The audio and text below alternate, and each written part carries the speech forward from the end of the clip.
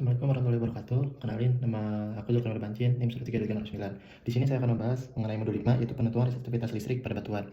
Nah, awalnya, ini dalam geofisika itu pemahaman mengenai resistivitas listrik itu batuan memiliki peranan yang sangat penting dalam penelitian, pemetaan pada bawah tanah itu sendiri.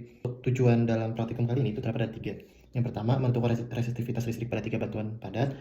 Yang kedua, membandingkan hasil penentuan nilai resistivitas padat dengan literatur. Yang ketiga, menentukan faktor-faktor yang dapat mempengaruhi akurasi dalam penentuan resistivitas listrik pada batuan.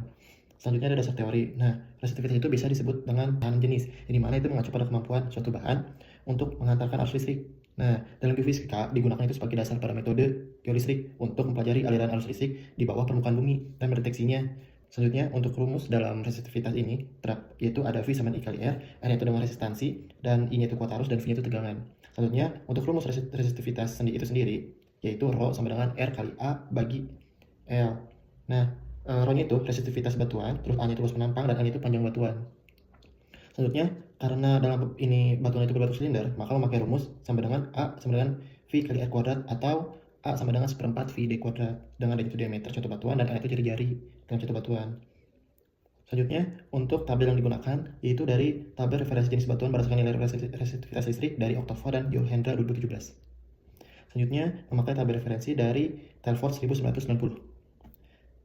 Masih sama dengan resistivitas beberapa batuan Telford 1990. Selanjutnya, ini juga ada gambar dari rentang nilai resistivitas kelompok batuan. Untuk alat yang digunakan, yang pertama itu ada jangka sorong. Yang kedua, ada tiga contoh batuan padat. Yang pertama itu ada B1, S2, dan I8. Yang ketiga itu ada alat resistivity meter FMCO Mark II model 2115A yang terdiri dari pembangkit arus serta multimeternya. Nah, yang keempat itu ada penjepit bagi sampel batuan padat, penjepitnya. Dan yang kelima itu baterai dari penghubungnya. Ini baterainya, dan ini ada kabel penghubungnya. Selanjutnya ada alat kalibrasi MCO Mark -2. Strip 2 ini dia, dan dudukannya khusus untuk contoh batuan. Nah, dudukannya seperti ini. Selanjutnya, pertama itu kita cari tinggi dan diameter dan luas permukaan dari tiap batuan, dari tiap sampel batuan, dari dapat hasil mentahnya seperti ini. Dan selanjutnya yang kedua itu kita rata-ratakan dari hasil yang sudah kita dapat dari tinggi, diameter, dan luas permukaan. Selanjutnya, yang keempat, gunakan alatnya, yaitu dimana batuan tersebut itu ditempelkan sebuah kabel yang nantinya akan dihubungkan oleh arus listrik.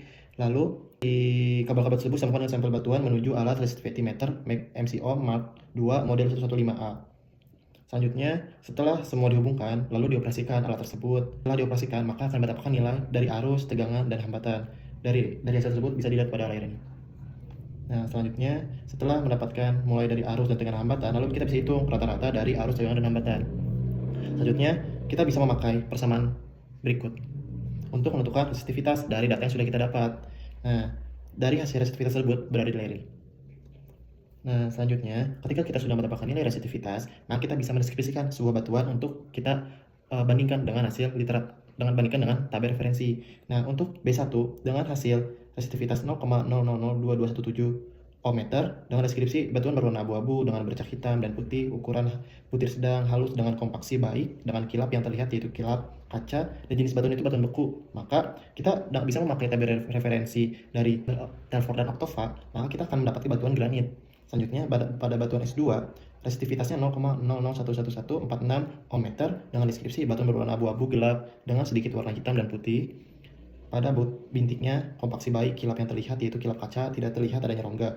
Nama jenis batuannya batuan metamorf dan nama batuannya itu basalt. Selanjutnya ada batuan I8, resistivitasnya 0,051057 ohmmeter dengan deskripsi batuannya itu batuan berwarna coklat sedikit kekuningan, ukuran butir yang terlihat halus, kompaksi sedang buruk, terlihat memiliki rongga yang dimana terdapat porositas. Jenis batuan itu batuan sedimen, nah batuan itu sandstone. Misalnya juga ada faktor yang mempengaruhi dari perhitungan. Yang pertama itu kesalahan pada pengambilan sebuah data dari mulai tinggi, diameter, dan luas permukaan, di mana itu kesalahan dari human error itu sendiri.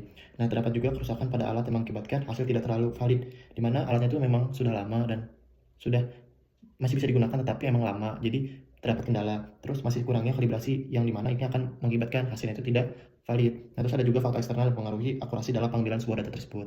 Sekian dari saya. Wassalamualaikum warahmatullahi wabarakatuh.